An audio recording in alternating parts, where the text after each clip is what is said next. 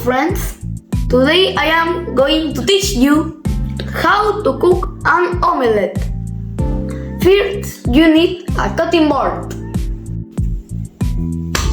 Put some ham on the board. Cut it in slices. Cut some cheese too. Shake toast this way. And put some salt. Put some oil in the frying pan. Wait for the oil getting hot.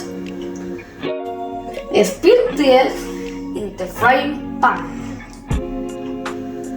Let it cook for 2 minutes. Put the ham this way. And the cheese too.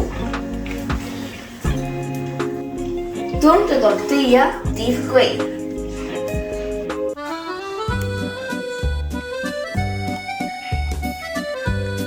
Now you can enjoy it.